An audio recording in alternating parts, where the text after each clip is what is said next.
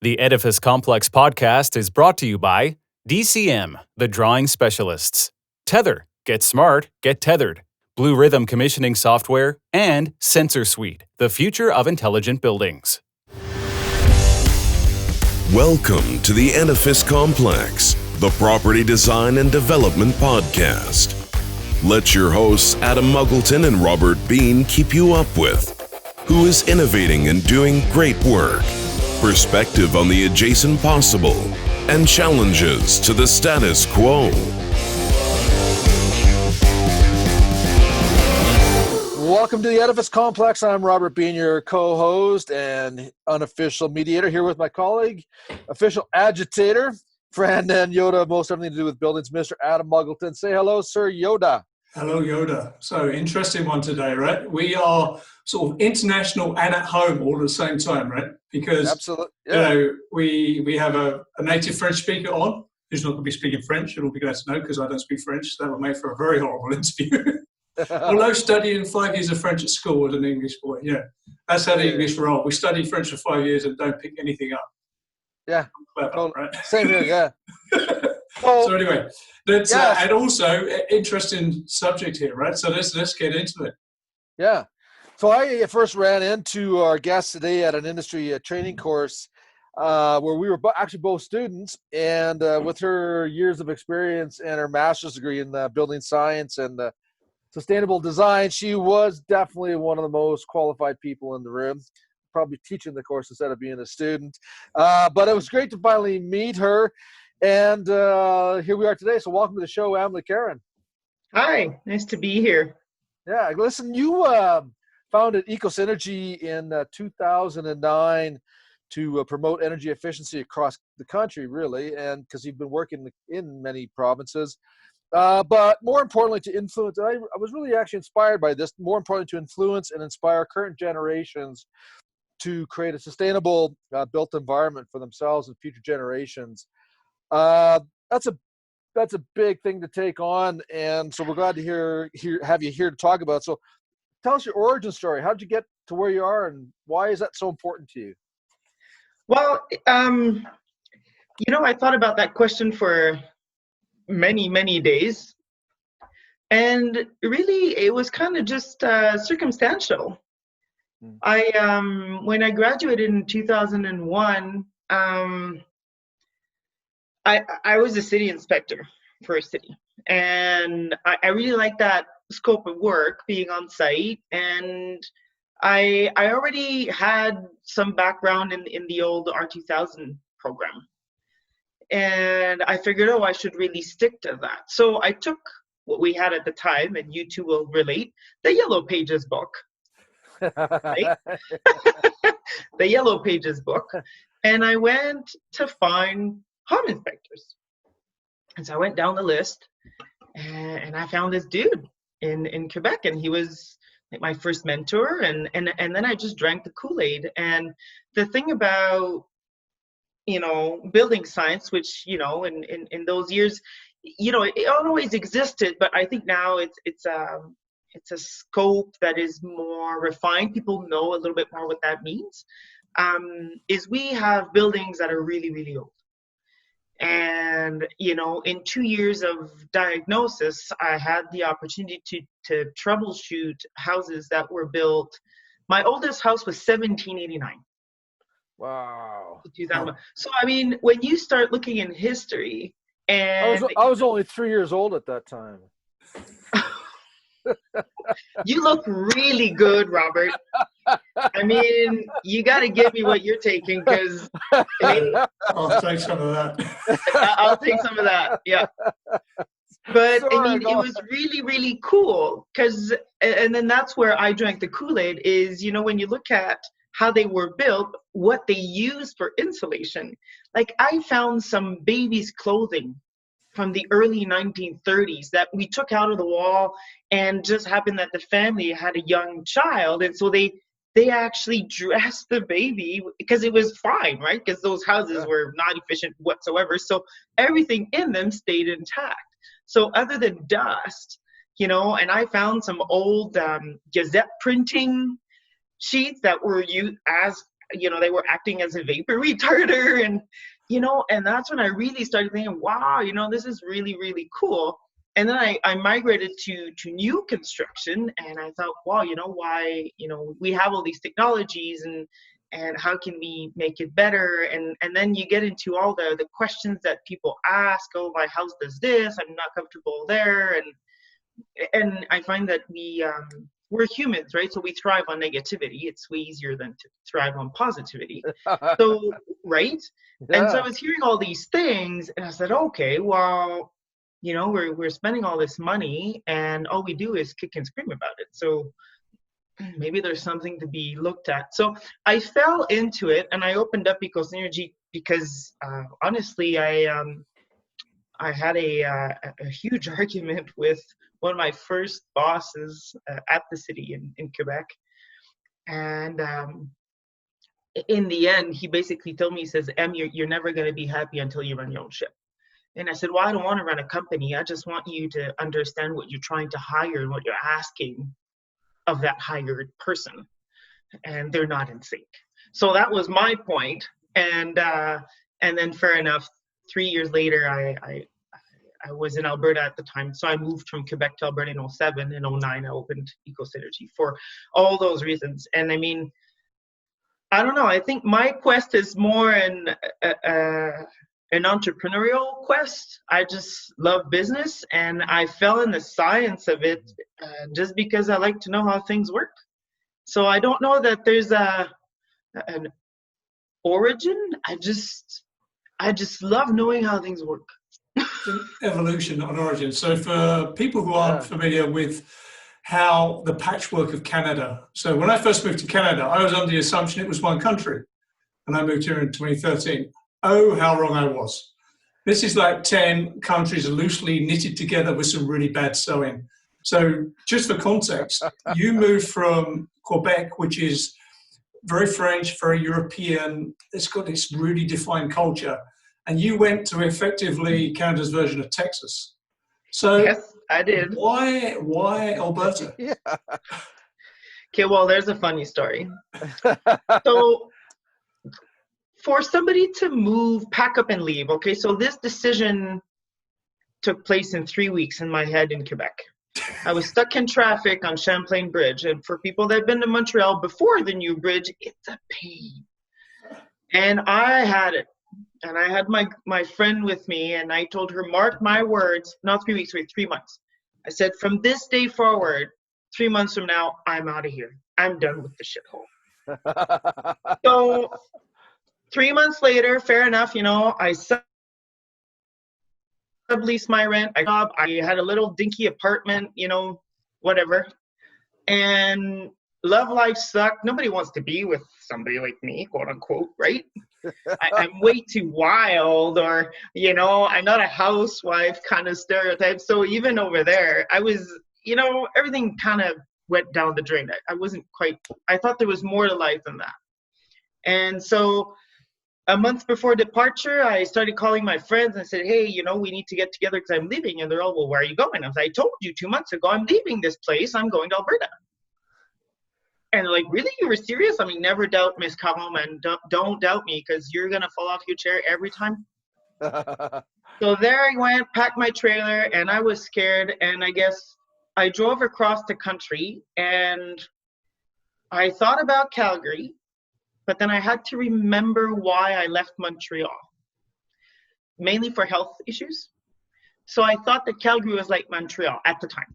I know that it isn't anymore, but I thought that the pace of life and go, and work was Calgary. So I decided to go towards Edmonton because I thought it was more like Quebec City, a little bit more laid back. And I mean, the only reason why I didn't go further west, because I mean, hey, Vancouver is very appealing, is I had never seen the mountains, and I was too much of a coward to drive through them. So I stopped before them. So I landed in Edmonton. That's a great story. So my takeaway from that is you solved for maximum freedom and opportunity, right? You left a very sort of structured socialistic place, for want of a better word. I don't mean that derogatory. That's just sort of how I would summarize the culture. And you went to effectively Canada's Texas, where it's a bit more yeehaw, off you go, get on with it and let me know how it works out. Well, I was looking for a blank slate. Yeah. I was looking for a new beginning. I thought it was just too much to try to tackle everything that was going on over there rather than just start fresh. I didn't have a company at the time. I didn't know what you just described. I didn't know that Alberta was a land of opportunity. I came here and I found a job, and my first job was a safety officer for a roofing company. Okay. How does that work out? Did you go around shouting, "Don't fall off the roof"? Is that your job? No, well, no, being a woman on a construction site is, but being a safety officer, a female safety officer, is a whole other level. Like, the guys were more concerned about if I had a ring on my finger than taking me seriously, right? Yeah. So I actually had to shut them up, and I went to the dollar store and got a fake ring so they would actually shut up. That's hilarious. We actually want to talk about that later, because there's Adam and I have interviewed some really strong, influential, inspiring women on the podcast, and there's a story to tell, and we want to hear that one for sure from you. A little bit of backstep, and that is that you mentioned the word R2000 because we speak to an international audience. Oh yes. Do you want to just quickly maybe tell everybody what R2000 was all about, and a little bit about the history of that, because it was sort of our darling program for many years, but it's not now, right? So R2000 was one of the first energy efficiency programs of the Canadian federal government. It's a nationwide program that people could participate, builders or homeowners could participate in. And it was kind of one of the first tries to high performance. So houses that would, the goal was to make them, more energy efficient, more durable, air quality, right? It was kind of one of the first stabs at all this.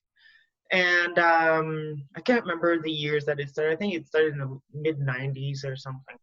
But it was earlier than that, because I remember. Oh, there you go. Yeah, so I remember I got out of school in 1983, and at that time, Dr. Steebrook was working for NRC or NRCan. I can't remember one of the two, and that was one of his, projects. And I remember, like the conservation house in Regina, because we studied that in our school. That was before R2000. Yeah, well, it was the beginnings of it, right? Yeah, so that's right. That absolutely, yeah. So, we've actually had an interesting evolution in Canada in high performance housing. Mm-hmm. But what the world needs to also understand, and Emily, you remember this, is that we had a federal government change a few years ago, and our inventory of research was really, really good for many years, like almost 25 years. We were doing awesome research work. Of course, you probably studied a lot of it through CMHC, NRCan, NRC. And then a federal government change, and then all of a sudden, boom, it was gone. They locked it down. They weren't given any more money. A lot of researchers, were basically lost. I remember running into a couple of Canadian researchers from NRC who, at a conference down in Florida, they had to pay their own way, and I was just like, are you kidding me? Like, for 20, 25 years, we were doing outstanding research. People all over the world thought we were the best at housing research, right? And then all of a sudden, gone. Now, that being said, Robert, I wasn't born in 1792, so I don't remember all the details. I was quite a bit younger at the time, so you're filling in the history blank here. Yeah, that comes with the gray hair. So I pay for mine. That's it, yeah. So you guys just be patient. It'll come. You don't have to save some money. So the R2000, and then, but you also did a lot of work with the what was it, Ecoenergy program. They're tied into one another, right? So okay, we're gonna go through a little bit of terms here. So R2000 is a federal, still is, just not as much as it used to. It's a federal energy performance program.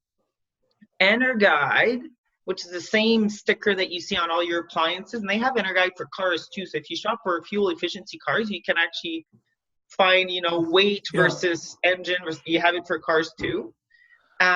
It's a labeling program that it's a statement-ish of what your energy usage would be.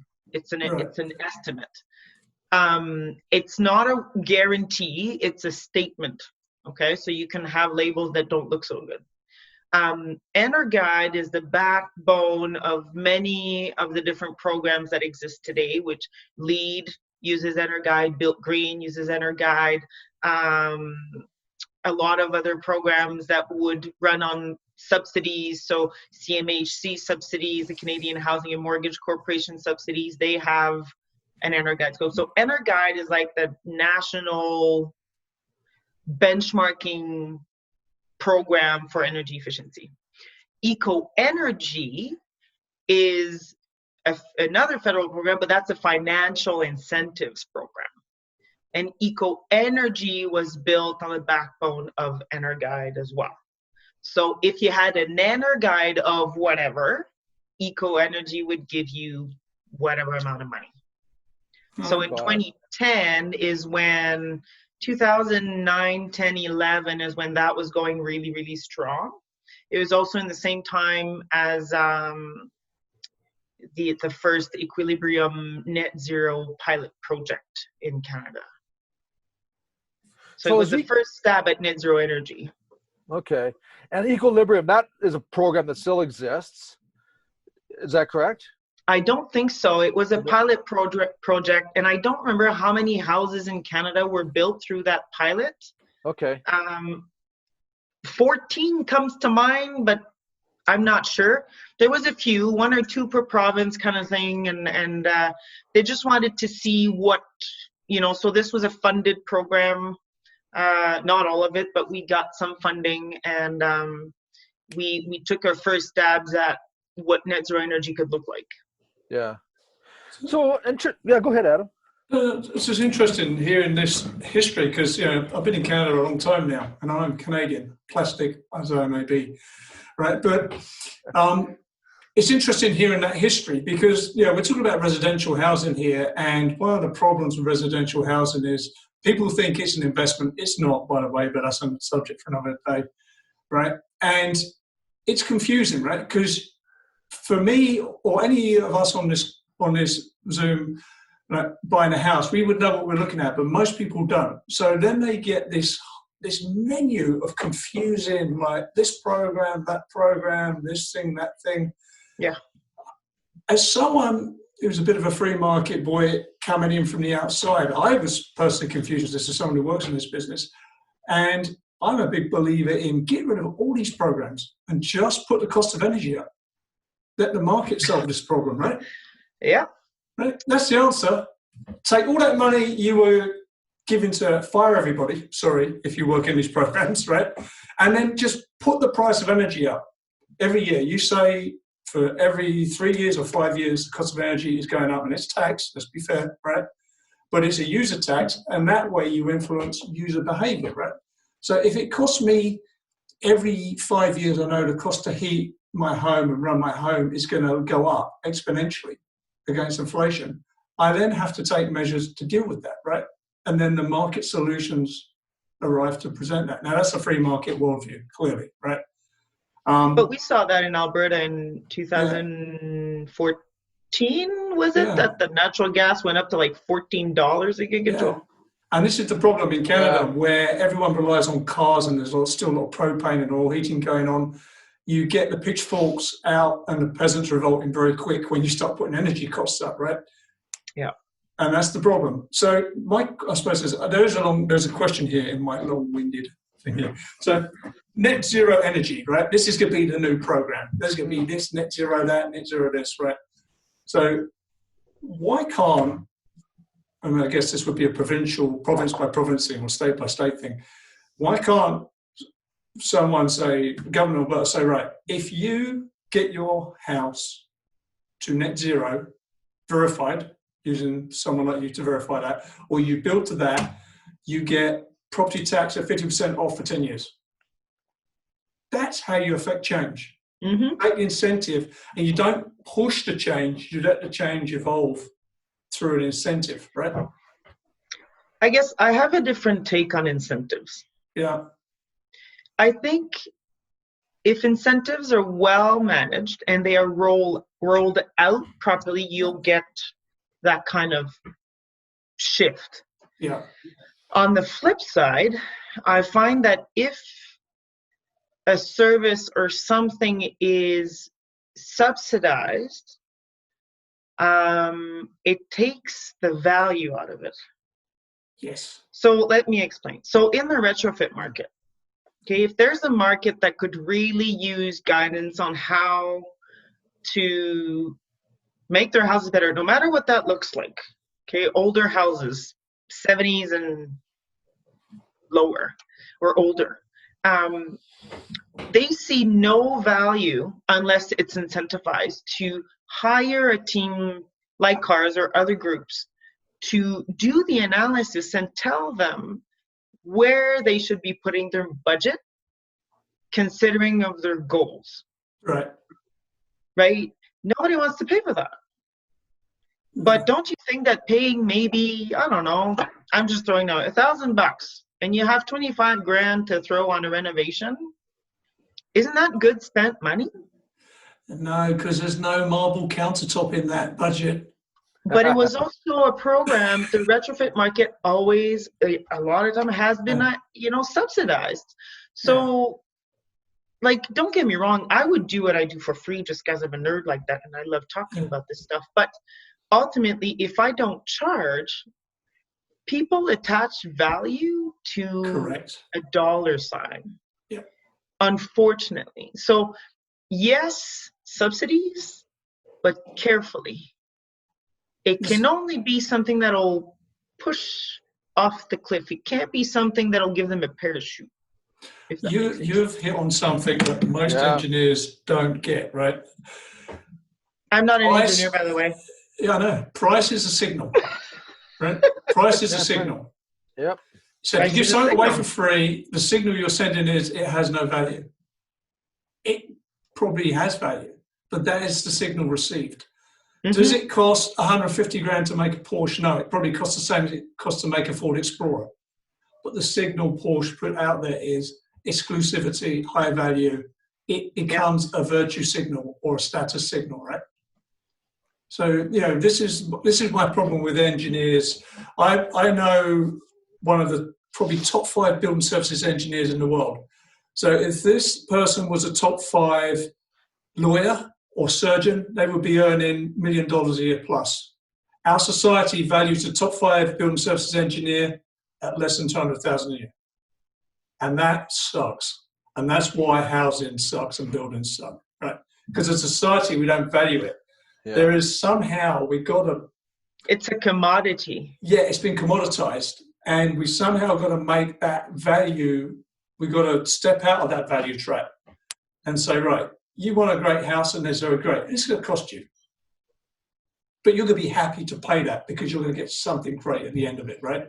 Yeah, absolutely. Well, that's why the biggest quest out there, and that's what we're working on, it's been at least a year full-time that we're mulling all this over, is how do we make sustainability, energy efficiency, comfort sexy? Yeah. How do we make that a want? Because, gentlemen, I'm a woman and I can say this. When a woman gets a want in her head, she gets it. That's all right. She'll figure it out. She'll sell some old stuff to get that pair of $500 shoes.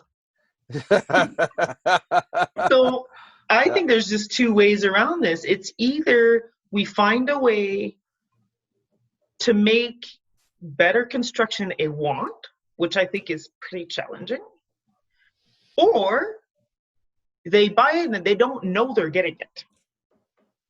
Yeah. So it's embedded, right? It's embedded. Yeah. So instead of selling them on an HRV, you sell them on mirrors not fogging up. This goes back to my whole concept of Teslas, and I love Teslas, but they are a virtue signaling thing, right? A Tesla is a Porsche. It's a signal. So if a dude like me drives a Porsche, it's my wife calls it my, penis car. It's my raging midlife crisis car.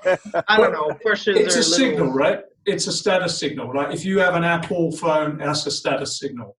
If you live in this big rolling house, that's a status signal. If you drive I would argue, if you drive a Tesla, that is a status signal. But it's also a virtue signal, right? Now, I guess it depends on who, because I'm a Tesla driver and I don't do it. But you don't see yourself I don't feel that it's that way. I do it because I walk my talk. Yes, but people look at you. Yeah. So if someone saw you driving down the road, they would go, they've obviously got some money, right? Oh, look at her. Where does she think she is? Now, and this is a trick. Tesla have pulled up what we just said. Mm-hmm. They're making no excuse for the cost of that car. Nope. You want that car? Pay your money, off you go, right? Mm-hmm. That's the trick you got to pull off. So, I mean, maybe you need to be a lunatic like Elon Musk. I don't know. They were able to create a lot of value, and they were able to do that. But going back to your comments, like when we were practicing, most of our clients, like 90% of our clients were other engineers. And then there was 8% of them were physicians. They were healthcare workers from whatever. They were ophthalmologists, they were MDs, they were surgeons. And then the other 2% were just really well-researched individuals. And, we've talked about this before, generally the market suggests that, the housing industry suggests that mechanical systems, for example, should represent between 3 and 5% of the construction costs. None of the systems that we ever did for any of our clients were under 10%. They were always between, say, 12 and 15% of construction costs, and it's because they were looking for something other than just the commodity. These people were well-researched, educated, informed. Lots of them were building sort of their retirement home or the family home. And when they got through our filtering system, which was all based on IEQ, by the way, it was not, energy was never our story. Never. Not one. We never sold one engineering project based on energy. It was all on IEQ, but the outcome, right? The energy efficiency and energy conservation was an outcome of getting really good indoor environments. That was the story, and it worked. And so I don't know how we scale something like that up, because I know based on my successes that we had, it's a great strategy. And you know what, for both of you, it's one of the things for me that's been really rewarding is looking back at this pandemic that we're in. So people will be listening to this at some time in the future. We're in a pandemic. Everybody's shut down. Everybody's indoors. And I look back at do a mental count of the inventory of buildings that we've designed. All of them, that people are living in great environments. All of them. That wasn't by design that we were building systems for a pandemic. We were building systems for people, and now they're getting the benefit during this terrible time that we're in. Yeah. And I think that all the high performance houses that we've worked on, I would be ready to make the same statement. But I mean, the question I would have for you about the ones that spent the money on IAQ, were they her first time home buyers? No. So what I'm getting at is your customers had bad house relationships or different house. They had a database knowing what they did not want to have. And so now they saw the value in what you were offering, right? Yeah. So Darren's my husband, we laugh a little sometimes because it seems like a lot of folks out there always have a starter marriage. And then after that, they get a real marriage. You got to get the first marriage because they tried it and it didn't quite work out. Yeah. And then they tried again and then it worked. So some people just are never ending marrying type.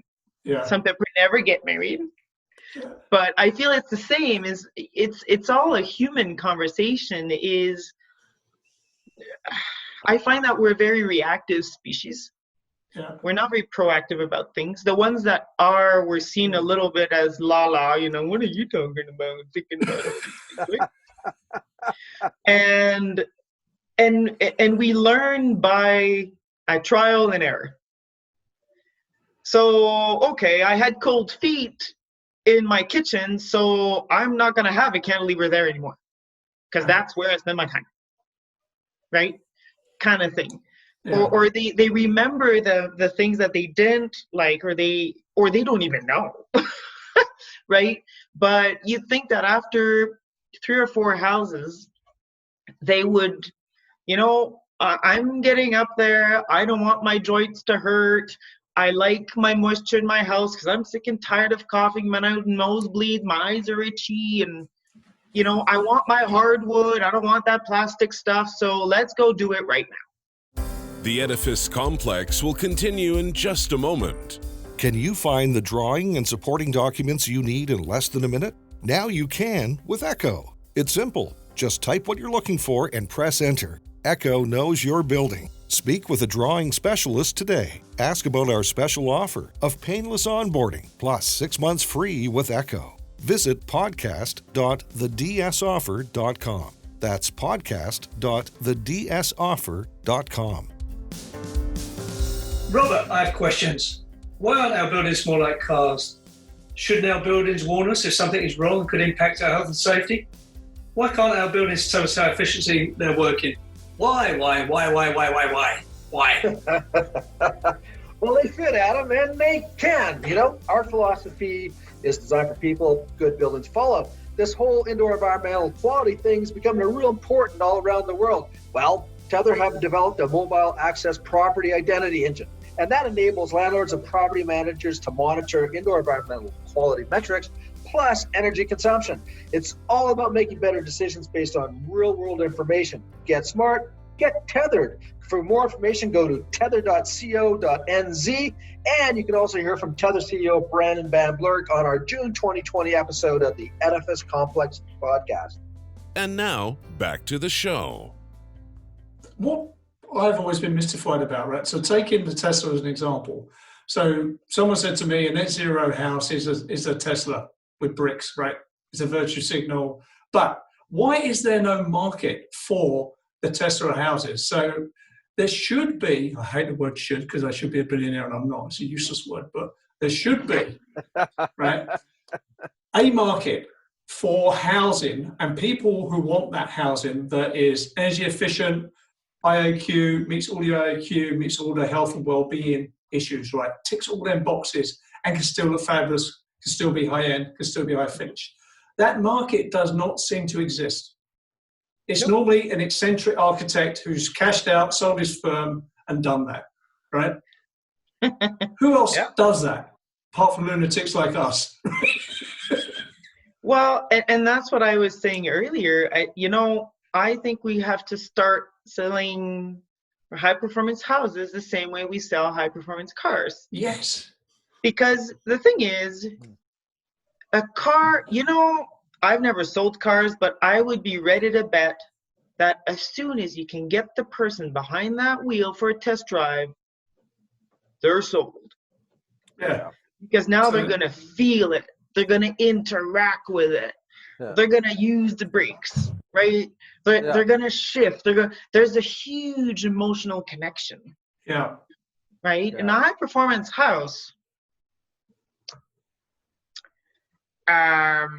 there's not a lot of stuff that you can kind of play with. Maybe opening your windows. That's one of the problems, right? One of the problems they're with not housing moving parts. They're not cool. Yeah. So, and I some people that lived in the highly insulated walls, right? You can put pillows. Them putting the pillows down is what makes them happy. It's not the wall that's that thick. They have a cute little sitting place now. That's what sells them. Yeah. It's not that they're going to be more comfortable, because they don't know what that means. They think they do. Yeah. So there's an educational component. Right? Yeah. We just adapt. Yeah. Well, you said something earlier on, and it was, in terms of negativity versus positivity. People focus on the negative, and and when we think about comfort, for example, thermal comfort, when we were working with clients pre-design stage, we would say, like, sit in your house in the middle of the room, every room, and close your eyes and write down the things that you don't like about I get them to do the environment. same exercise. Yeah, right. And so it's not about what you like; it's what you don't like. And that, powerful. and it's removing the shit that you don't want to have in your next house, which is really important. And in many ways, it's kind of like an art philosophy. I remember I was up in the Pacific Northwest, and we were doing a tour of an old Haida Gwaii burial site. It was quite moving actually to be there. And we were talking about the carvings, and the individual was saying, the people that do these carvings, the form of the totem pole was always there. All they did was remove that which didn't belong. Yeah. And that's when you build really good buildings, you're trying to remove what doesn't belong. And what doesn't belong is annoying sounds, bad smells, thermal discomfort, all that kinds of stuff. That doesn't belong in someone's home, and you have to remove it, not add good stuff. You get rid of the bad stuff. Yeah. But it doesn't belong, and you're right. But if you look at the entire building stock that's out there since day one, it's been in every house. So that's the norm. Yeah. Yeah. And that's fine. I know my top floor gets 40 degrees more than my basement. That's okay. All the houses do that. Yeah. And when it's cheap to heat and cool that place, like it is in North America, then it doesn't matter, right? Yeah. And I think the fundamental problem is the difference between a car and a house is everyone knows a car is a wasting asset. It's a commodity. It's a comestible, right? Mm-hmm. A house is the same, but people don't see it that way. That's not what they tell you at the bank, right? Yeah. I want a house. Do you have an asset? I want a house. Yeah. No. I mean, that fantasy might go away in the next housing crisis, but we've got to find a way to sell the benefits of a properly designed, energy efficient, designed for comfort and well-being house, right? That has to be a selling point. I can't think of any commercial developer who sells that. I just think we have to find a way to make it emotional. Yeah, you gotta tap in. I mean, there's an educational component to that. It has to be fun and sexy again. It has to be. You know what? Renewables sell quite easily. Yeah. Right? If you put a solar array on somebody's roof, they will have barbecues to show off their solar array. Look at me. Yeah. They will look what Do you know what's even crazier is if you ask people, do you like having your humidity level at the correct thing? Do you like being comfortable? Do you like no noise, no vibration? Do you like low energy? They'd say yes to all of that. Yeah, absolutely they do. And then if you say, would you be willing to buy a house with that for this price? They go, what? Get out of it. It's not a priority. And I mean, I think that because, so humans are one of the, as far as I know, only species on the planet that adapts the environment to them rather than them adapting to the environment. Yeah. Right? And because we have that capacity,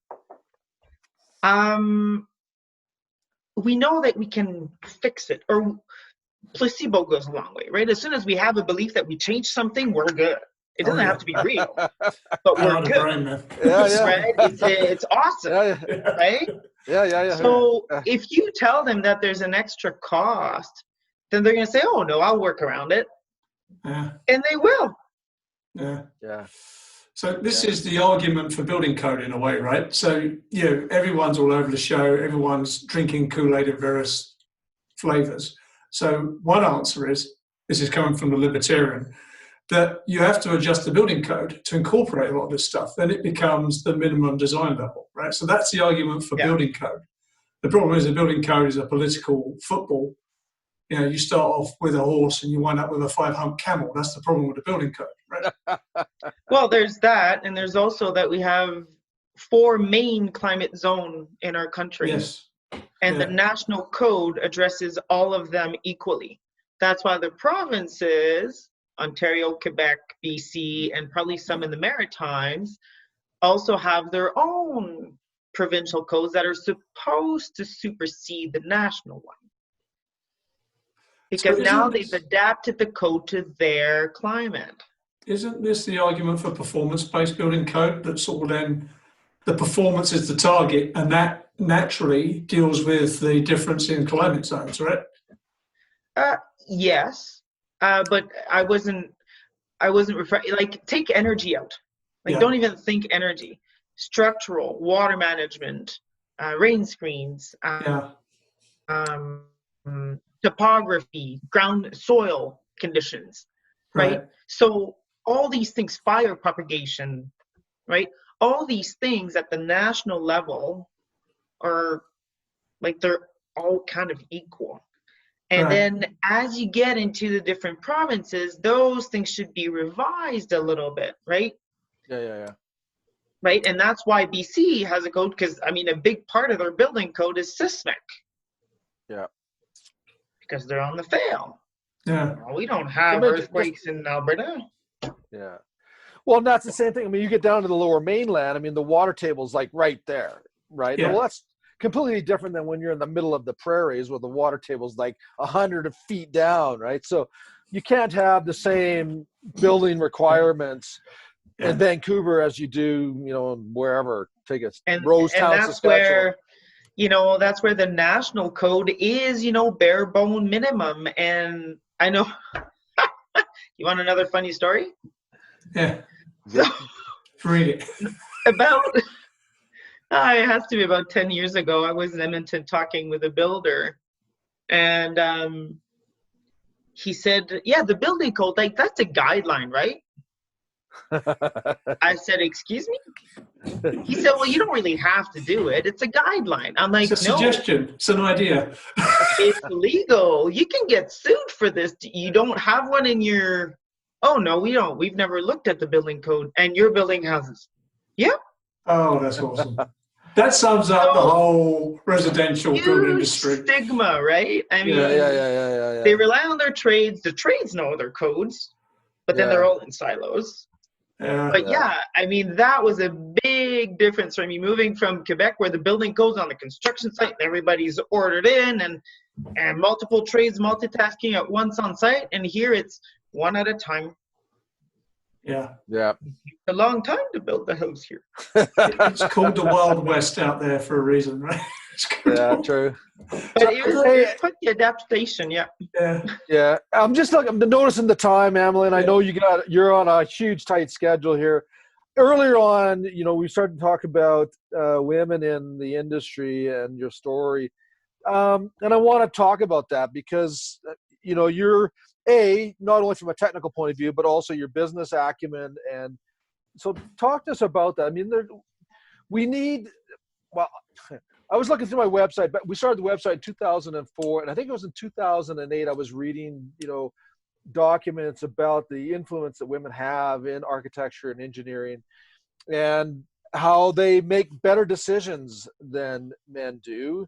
And yet, for some reason, we've just not been able to get the gender into our industry like the healthcare professional is populated with obviously a lot of females, a lot of the other sciences too. But why can we not get women into the industry?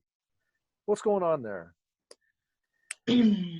My honest, and that's just my perception, I don't know if it's true, because I love inspiring people. I love inspiring women in wanting to go for what they want, their dreams.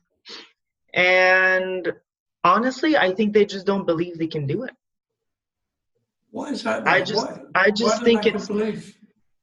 Well, it hasn't been many generations that women are more equal to men. Like, if you look in the history of humanity, it's still pretty recent, right? And And there's still this stigma that we are a caregiver by nature. You know, we're not. We're not an executor, right? We're there to care. Yeah. Like we have the soft spot, right? And in a household, it's still like that very much today. And it's not something that's bad or wrong or anything, but that's kind of how we're still brought up. And that's why the healthcare system is flooded with women. You would ask the same question to men in the healthcare, and they might feel a little uncomfortable answering why they don't want to get in. That's true, actually. If you look at healthcare and education to some degree, right, it's predominantly female. So, yes. But I don't know. I do feel that it really is a self-belief. And then the other thing too is because we're the ones giving birth, let's face it, you know. I made the choice to not have children because as I don't do things halfway, when I'm doing something, I'm all in. I did not want to get in a situation where I would have to pick between my duties as a mother and running a company. I didn't want to make that choice. And I don't think that's fair to make that choice when you do have kids. So I chose to not have children. So I did not have the ties, and not that they're wrong, because you know what, hats off to any mother out there because that is, in my book, the hardest job out there. Yeah. Because if you're juggling a career as well, that's super tough. Oh yeah, I wouldn't, running a company is way easier than raising kids by a mile. Yeah, true that. No questions asked. Right? But I think it's, I think that's also part of it, you know, when a lot of women want to have children and maybe they feel they can't do both. Because it is quite to do both successfully, that's a lot. Yeah. Agreed. So, that's my perception. Yeah, that's true. I've got two daughters. One of them is in STEM. She's a mechanical engineer, but she always wanted to do that, even from a young age, right? So, but seeing her go through university was fascinating for me because of she was certainly in a minority, right? And she was competing with boys basically and men, and she will be all her life.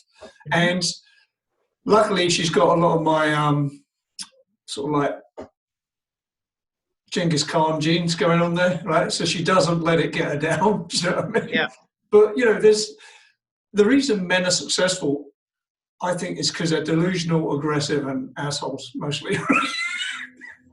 I don't know. I wouldn't. I don't know. I think there is. There's a level of delusion you need to be really successful, right? There's a level of aggression you need to push through stuff, and I guess that isn't sort of natural. I think it depends at what speed you want to go. Yeah. And at what cost you want to do it. Yeah, I guess. Yeah, how much scorched earth you want around you, right? To some degree. Because, Adam, if you think that women in the workplace or in business are just colorful flowers, no. Sorry to break it to you.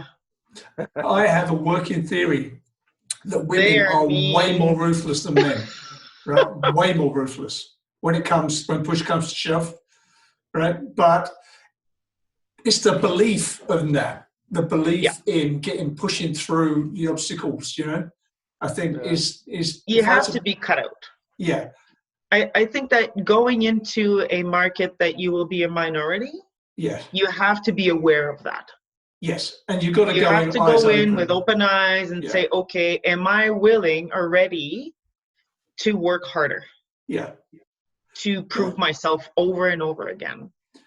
And to push the status quo a little bit. Am I willing or able to take that on? And I think that could be subconsciously one of the reasons why maybe some women don't go down that route. Maybe they choose a battle. I always remember Margaret Thatcher because I'm old, right? So I'm a child of Thatcher, the me generation. And she never really played the female card, but there was a really good interview with her towards the end of her term as Prime Minister. And they said to her, what was it like, because she came up in the 70s where it was freaking rough. Right?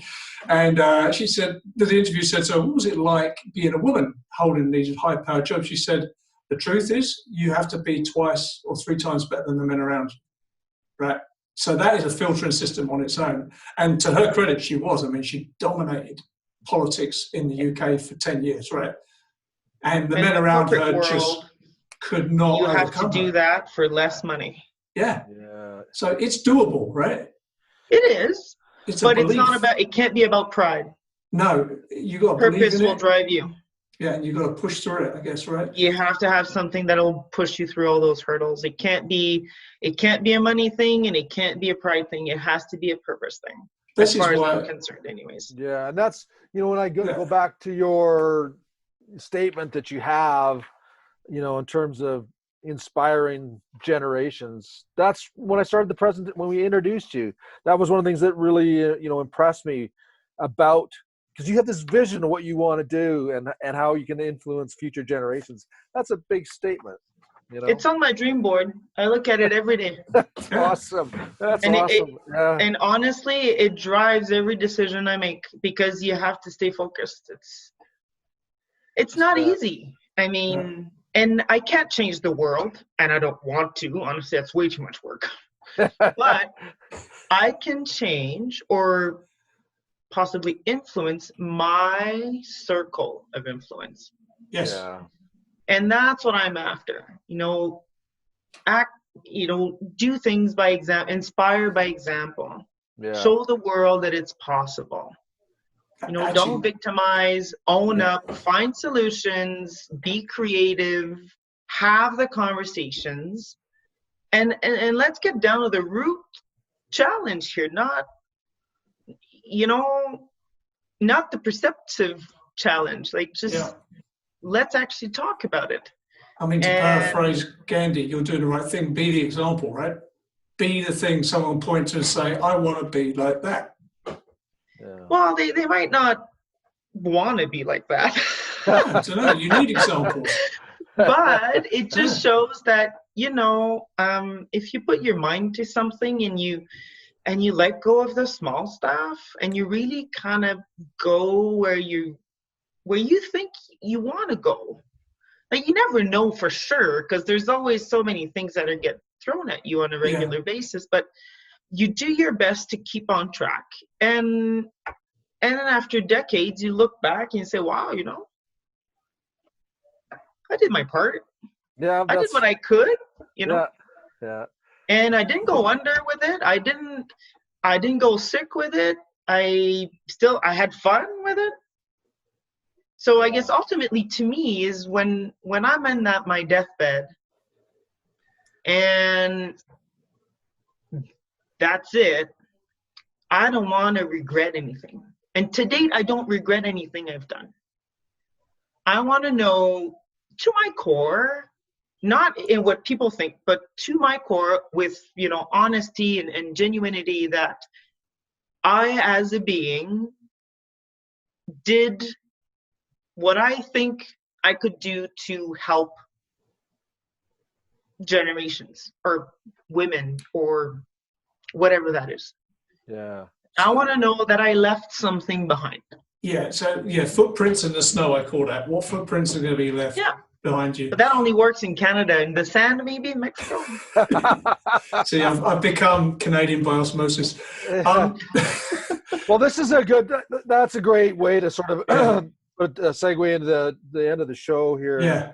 Because those are some really powerful words. We normally do some rapid fire questions. Yeah. Adam, do you have one that's sort of bubbling on your top? So the one I really want to ask you is, if there's a young female who's sort of like interested in STEM and thinking about a career in engineering or building science, what would your advice be to them?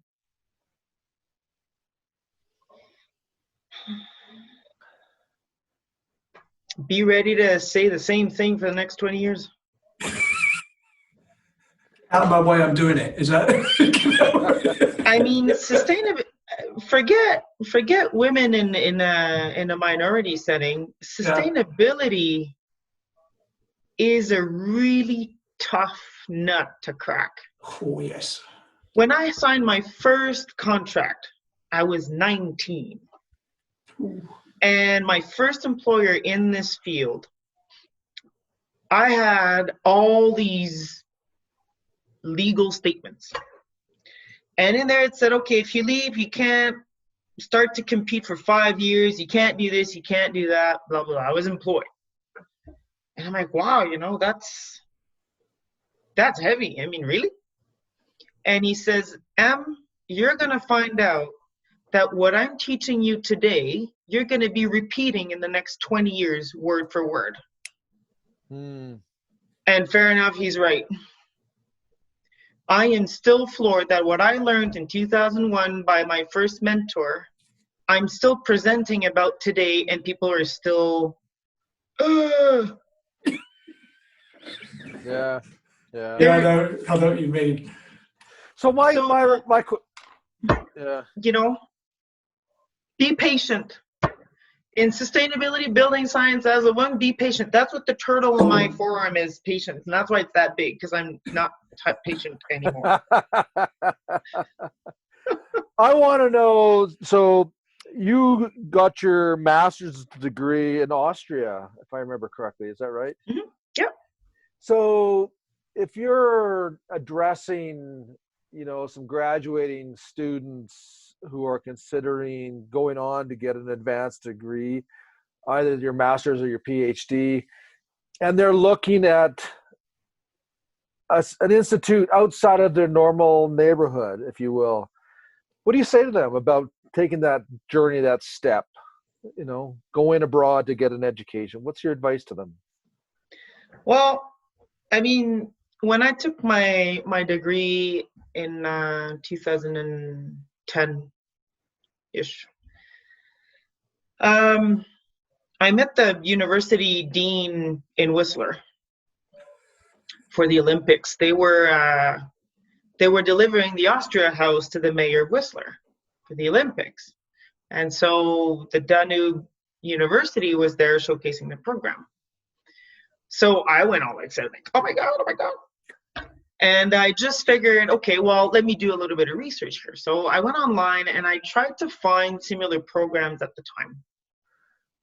And much later, I found out that Concordia University in Montreal had something close, but that was way after I actually did it. And my reasoning was just, it all costs me about $50,000 no matter where I go.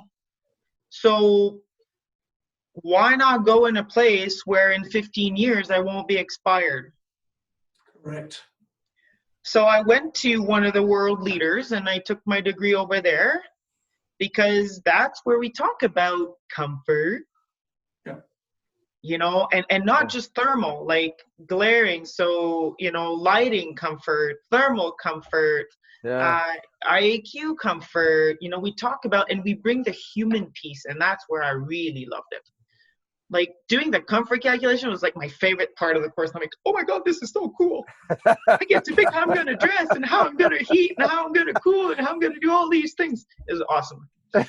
and then, we had to build models and understand how lux intensity affects your eyes and, what's the kind of lux per kind of surface, emissivity, and the nerd in me just went, and I'm like, okay, so now I need to bring this back to Canada. And I guess that since I graduated in 2012, and only today in 2021-ish, do people start seeing that value. So I guess I did the right thing, because if I would have, maybe if I would have taken the program here in Canada or in America, I wouldn't know all these things today, which is what now people are looking at. So you did the right thing. I mean, I'd encourage anyone to think, certainly their second degree, try and study abroad, right? Get out of your bubble. Oh, there was so much stuff, and great wine. Yeah. Great wine. I learned what Sturm was, and it's brilliant.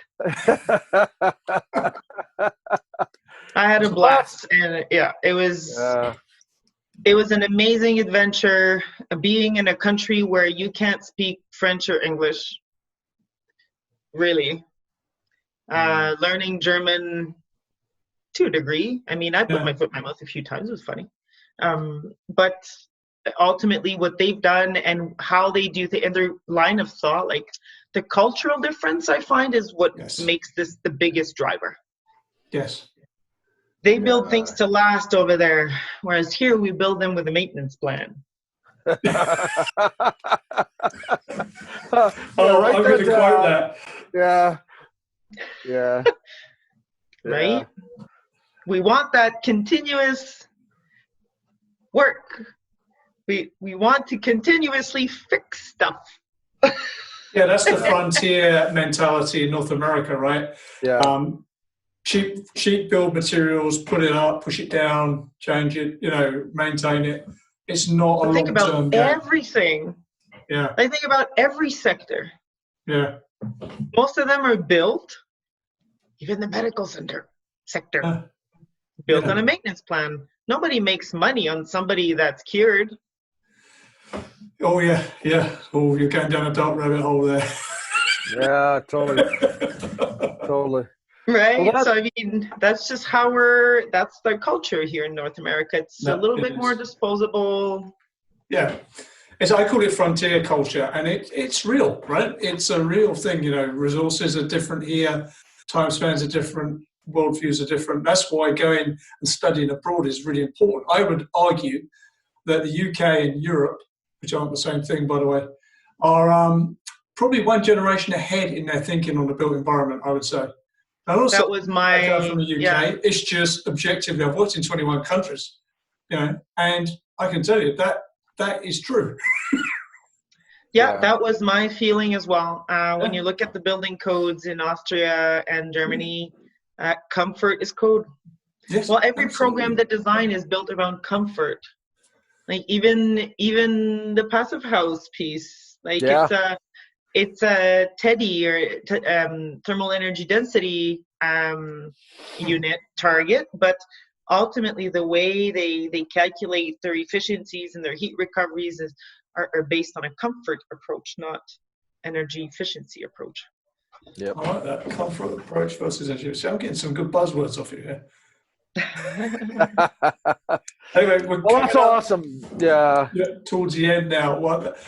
I just want to thank you for your time, and we will put in the show notes all your contact points. So expect a flood of young women in STEM to come and find you. Let's hope so.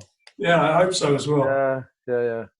It's refreshing, although I find that women in small doses are better.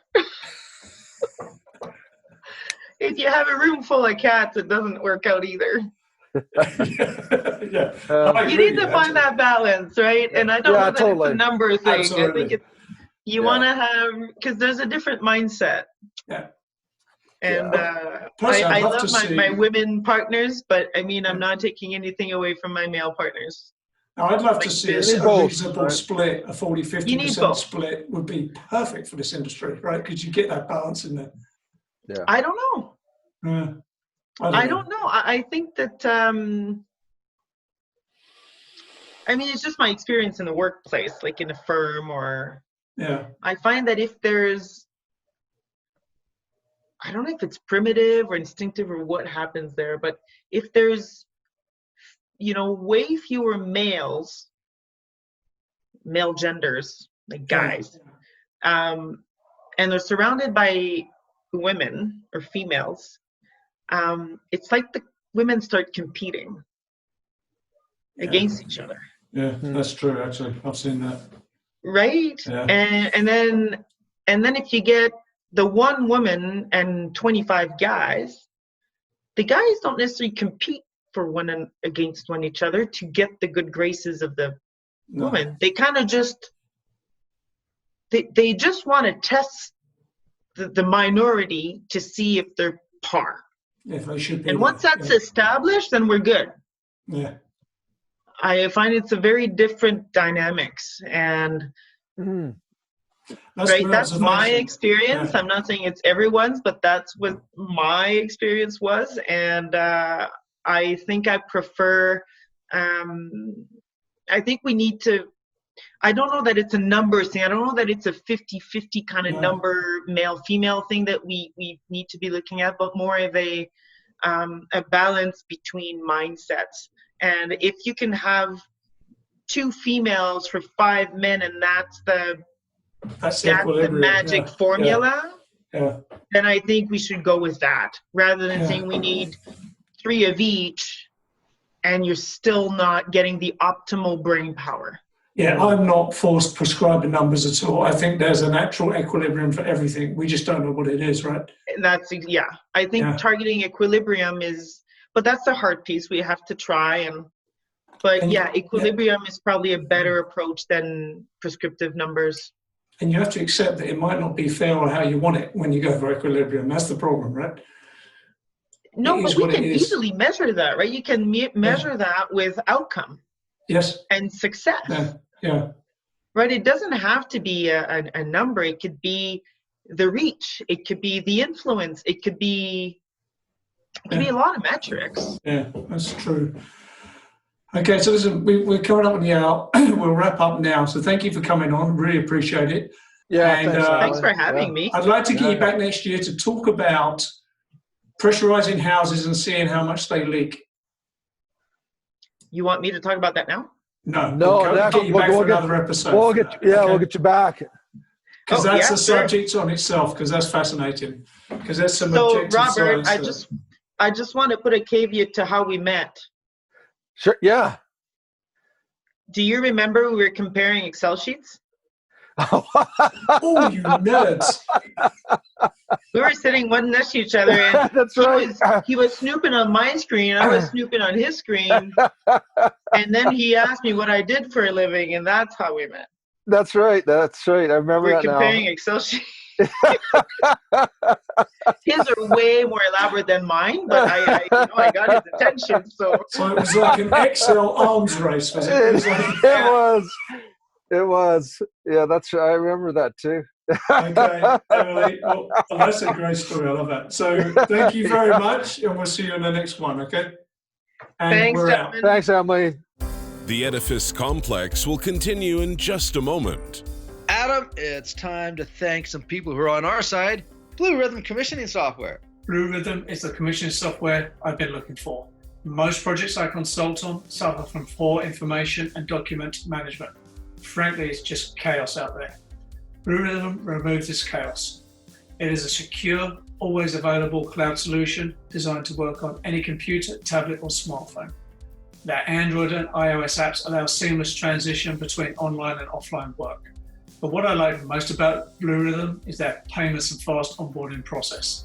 Their team will bring all your existing forms and checklists into Blue Rhythm for you, or you can use or adapt their pre-built, pre-functional and functional performance test sheet templates.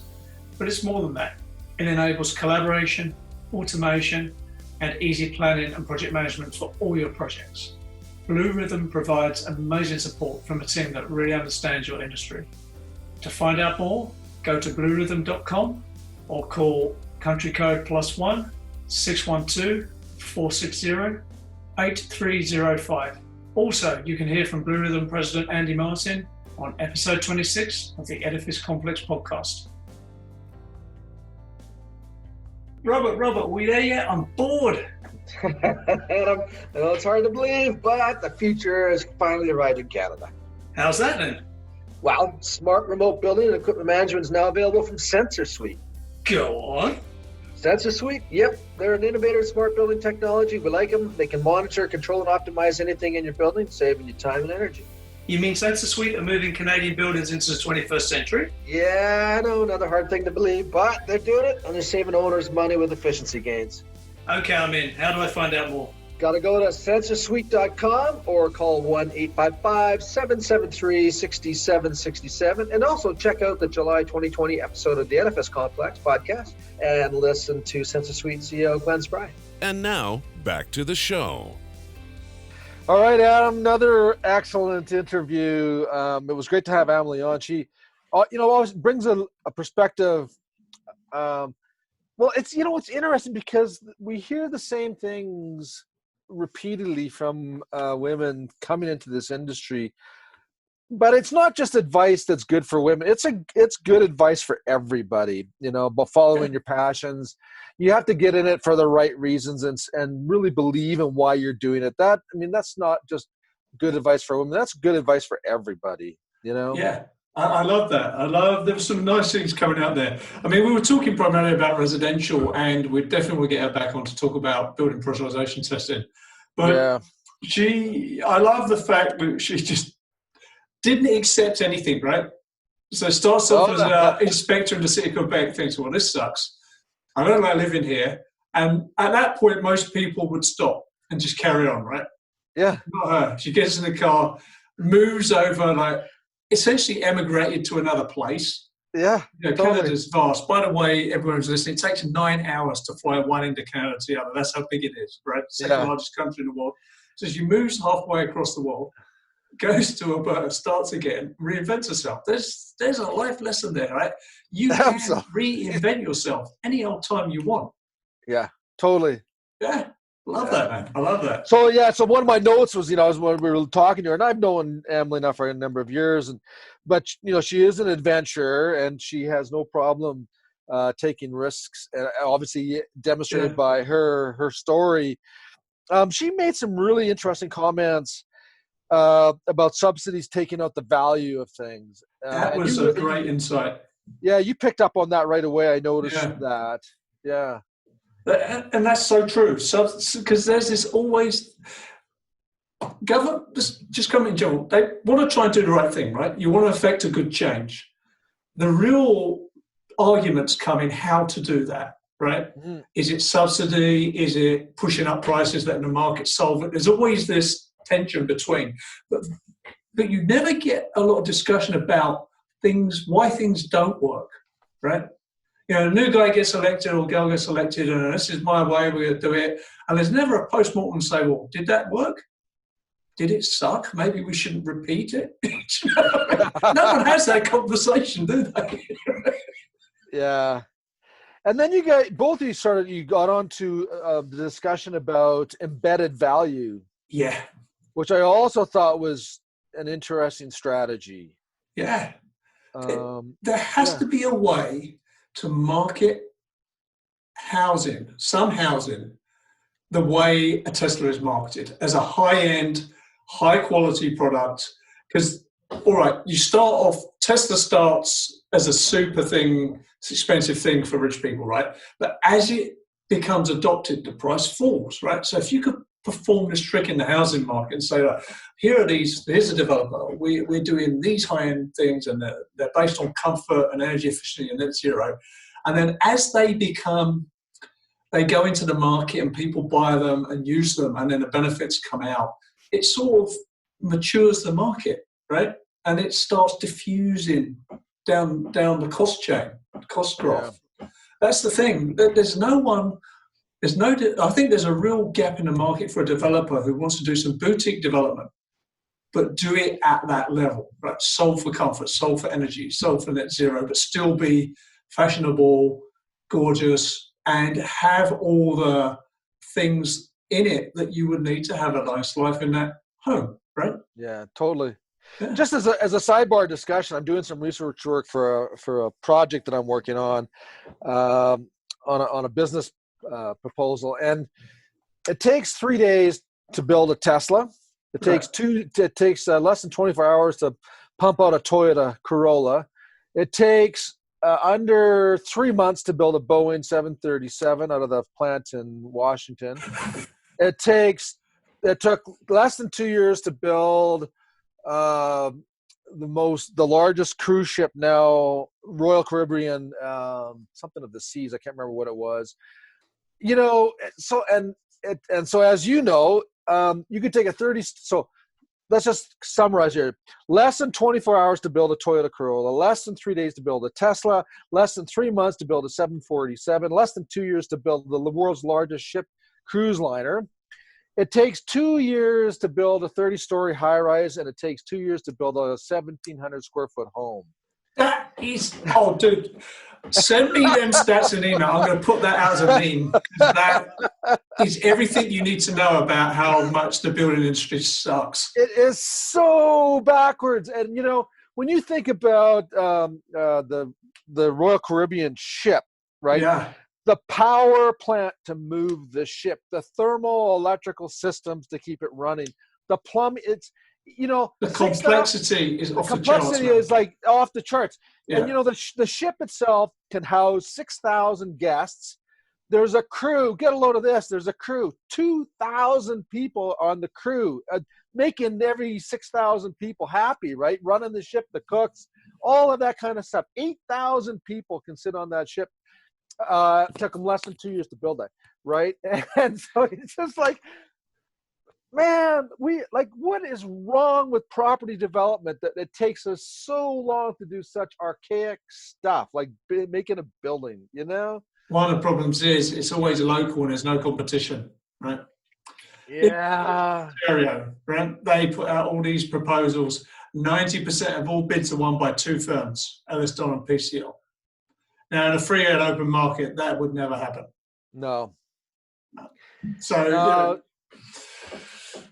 someone someday is going to crack these markets wide open. It's there to be cracked. But, it's just like it's right there. It's the target, right? Yeah. One of the last things I want to bring up, and both of you guys again jumped on this, and that was Emily. She said, in Europe, it's built to last. Here in North America, it's built with a maintenance program. That's freaking great. So true. That is so true, and thanks for that, Emily, because I don't know, there's no other way to summarize it. That was probably one of the best ways to summarize the industry that we're in. Yeah. My God, when I think about the properties that I've worked on, my own personal stuff, and it was all about reducing maintenance. I hate maintaining stuff. Yeah. I don't want to, and then it goes back to controls too. By the way, for those that are listening, we're going to have a debate about the Internet of Things and controls coming up. Adam, you're going to arrange that for us. Yes, I am indeed. And that'll be really, really good. But I don't want to have a relationship with the shit around my house. Like I want to play my guitar. I want to go fishing. I want to go skiing. Those are the things that I want in my life. I don't want to be able to have to paint stuff and tighten stuff up and replace this and replace that. Like, that just sucks the soul out of someone like me. I agree. This is why I can only be 90% Canadian, because I will never own a deck, maintenance nightmare. A swimming pool, maintenance nightmare. A hot tub, maintenance nightmare. A barbecue. Yeah. Who wants to come around my house and eat half-cooked food? Nobody. So it's just, but people don't think like that, right? There's an educational aspect to this. I don't know.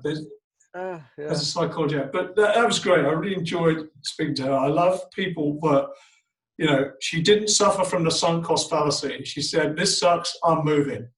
Yeah. Right? Yeah. Yes, I'll go to Austria and do my degree. Why not? Right?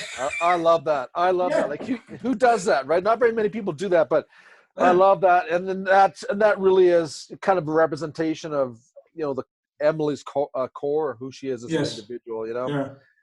She does that. And you can see that, she gets into a situation, she does an evaluation, she says, okay, this ain't working for me. I'm out of here, and we're going to go try. Right? And that is a common denominator. We say that over and over again because we had a lot of really good guests on. Yeah. But that is the common denominator. Every one of them gets to a point where they get out and they say, you know what, this is my degree, or this is where I started. I'm not happy. I'm not going to continue and be a miserable son of a bitch for the rest of my life. Yeah. I'm done. Let's move, and do something different, right? That's big thing. Yeah. Okay, mate. Well, listen, that was great. Looking forward to seeing you the next one, man. I'm loving this. Me too, Adam. All right, man. See ya. Take care. Bye. You've been listening to the Edifice Complex podcast with Adam Muggleton and Robert Bean. To access show notes for this episode, visit edificecomplexpodcast.com. If you have enjoyed this podcast, please leave us a review on iTunes. See you next time.